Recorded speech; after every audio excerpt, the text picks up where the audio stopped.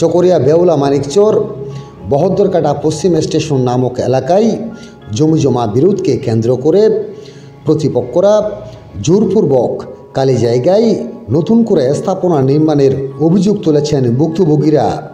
6 জানুয়ারি 2025 বিকাল 3টার দিকে সাংবাদিকদের কাছে এই জমিজমা বিরোধ নিয়ে ভুক্তভোগীরা জানান, তাদের নিজস্ব জমির নামে সৃজিত খতিয়ান হয়েছে।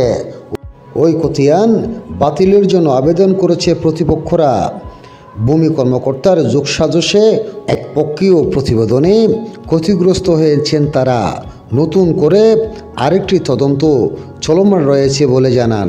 ঘটনার বিবরণে ভুক্তভোগীরা বলেন, সাংবাদিকদেরকে খবর দিয়ে ডাকালেন বিদেশ থেকে একজন প্রবাসী মুজাম্মেল আমাদেরকে ফোন করে বলল এখানে বসত বিটার বিরোধের বিষয়।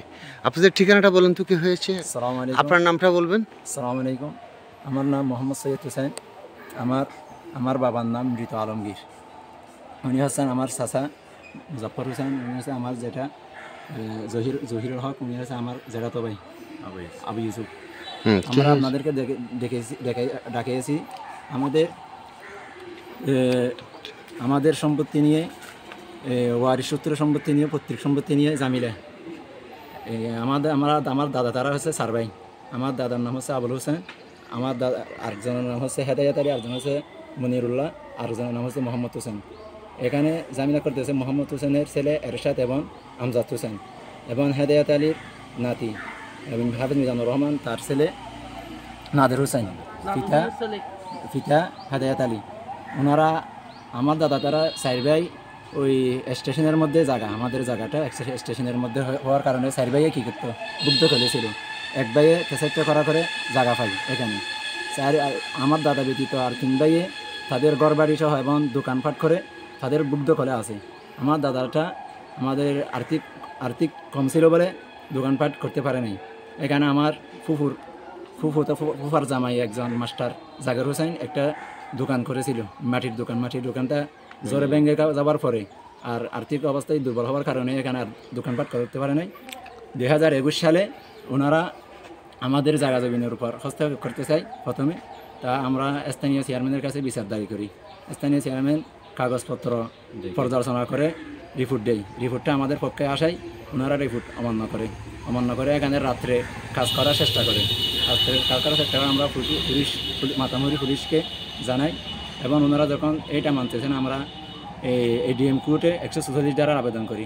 এডিএম কোর্ট থেকে 144 ধারা রায় হওয়ার পরেও ওনারা যখন কাজ স্থগিত করেছিল, তারপরে রায় অমান্য করার কারণে অমান্য করে কাজ করতে চেষ্টা করেছিল।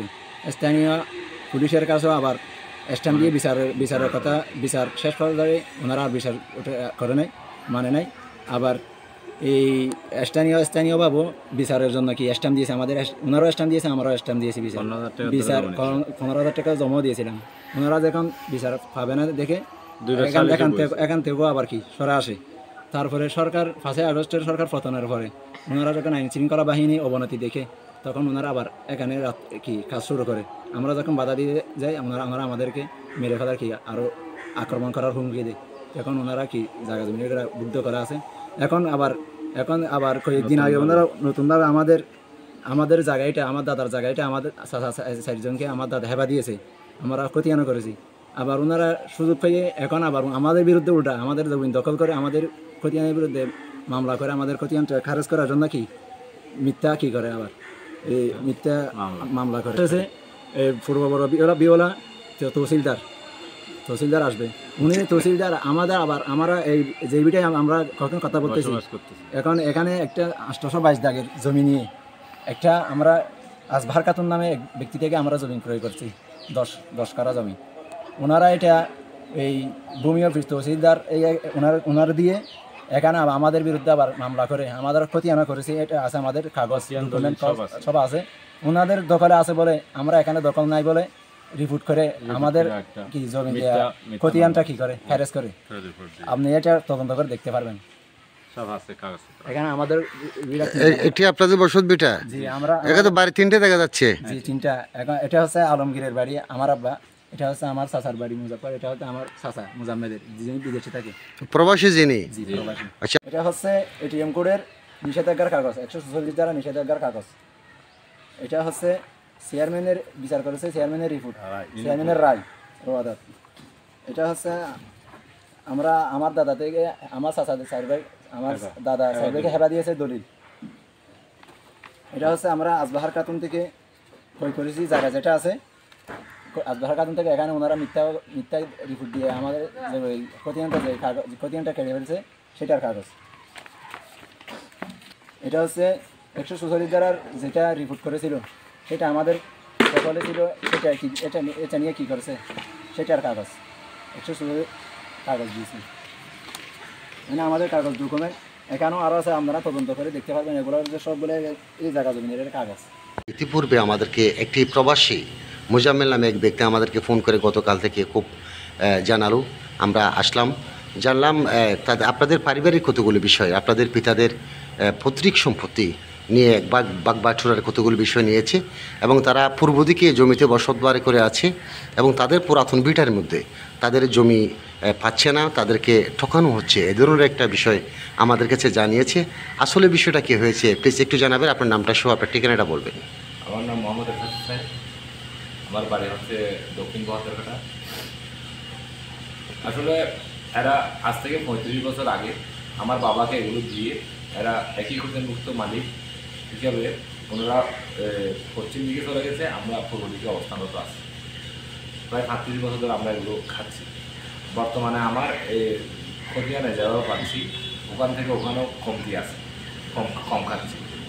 এরপরও এরা লোভের বশীভূত হয়ে সবসময় আমাদের উপর আমার যেটা একটা এরা লোভের বশীভূত হয়ে আমার যেটা একটা হেফাজত দিচ্ছে আমাদের বিটার উপর, ফসল বিটার উপর। এখানে বাইরের জমিও আছে, বাইরের জমিও আমরা কিনছি বাইরে থেকে, বাইরের মালিকানা থেকে কেনার পর আমরা আমাদের বসত বাড়ি নিয়ে আমরা বর্তমানে অবস্থান করতে আছি। এরা যখন বলে একটা নামজারি খতিয়ান করে ফেলছে, তখন আমরা এই খতিয়ানের বিরুদ্ধে এসএমএ অফিসে একটা মামলা দায়ের করি। মামলা দায়ের এখনও পর্যন্ত মামলাটি চলমান। আমার দখলের মধ্যে যদি ওরা খতিয়ান করে, এখানে আমার বাসস্থান আছে, এখানে আমার ব্যবসা বাণিজ্য আছে, সেই হিসাবে আমার জায়গায় যদি এরা খতিয়ান সৃষ্টি করে পরবর্তী সময়ে একটা সমস্যার সৃষ্টি হবে বিধায় আমি ওই খতিয়ানের বিরুদ্ধে রিভিউ মামলা করছি। এবং ওর বিটার মধ্যে আমার কিনা ক্রয়কৃত জমি আছে প্রায় 72 করা ক্রয়কৃত জায়গা, যেগুলো দলিল আমার কাছে আছে, খতিয়ান আছে। তারপরেও এরা সবসময় লোভের বশীভূত হয়ে সবসময় এরা এগুলো দাবি করে, কিন্তু আমার পাওনা জমিটা আমাকে বুঝিয়ে দেয় না। আমি দুইভাবে এদের কাছ থেকে দলিল পাই, এক হচ্ছে যে আপনার খরিদা মূল্যে, আর এক হচ্ছে ওয়ারিশি মূল্যে। এরা যদি 607 খতিয়ানের জমি যদি 823 জায়গার জমি যদি এরা এককভাবে 10 শতক জমি নিয়ে নিতে পারে, এদের বসতভিটার দরকারার্থে, তো আমরা 603 খতিয়ানে আমাদের বসতভিটার দরকারার্থে কেন নিতে পারবো না? আমার প্রশ্ন হচ্ছে আমরা ওখানে আমি ওই 603 খতিয়ানে 3.5 কেন জমি পাই খরিদ বাদ, আমার ফুল থেকে কিনছি, আমার জ্যাঠাবন থেকে কিনছি, এগুলো বাদ দিয়ে আমার বাবার নিজস্ব জমি 3.5 কেন। ওখান থেকে আমরা এখানে খাচ্ছি আপনার 110 করা, আর বাকিগুলো আপনার পশ্চিম দিকে মানে ক্যাটকা মারের দিকে খাচ্ছি। আচ্ছা, আপনার কথা হচ্ছে ওই যে বড় ওই যে তাদের যে বসতভিটা, ওই বসতভিটার মধ্যে আপনাদেরও জমি রয়েছে এবং এদের জমিও ওখানে রয়েছে, ঠিক আছে, কিন্তু আপনাদের জমি যখন এরা ওদিকে আপনার বসতভিটা বুক দখল করে আছে, আপনাদের পুরাতন বসতভিটার পাশাপাশি জমিটা আপনার বুক দখলে আছে, এটা তো আপনার দাবি। জি, ধন্যবাদ। 822 ডাক হচ্ছে যে আপনাকে ডাকগুলো স্পেস করে দিই। 822 ডাক হচ্ছে যে আমার ক্রয়কৃত জায়গা, 823 ডাক হচ্ছে আমার দাদার জায়গা, 821 ডাক হচ্ছে আমার ক্রয়কৃত জায়গা, 821 টাকা আমার ক্রয় আছে 18 করা, 822 টাকা আছে আমার ক্রয়কৃত জমি 51 করা, মোটে আমি 69 করা ওদের কাছ থেকে জমি পাই।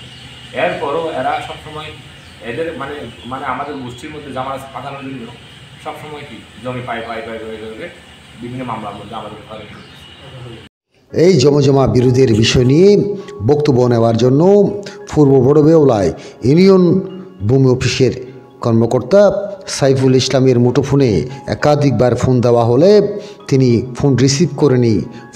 ওই ইউনিয়ন কর্মকর্তা সাইফুল ইসলামের ব্যক্তিগত সহকারী সাইফুলের মুঠোফোনে ফোন দেওয়া হলে বিষয়টি তাকে অবগত করবেন বলে জানান।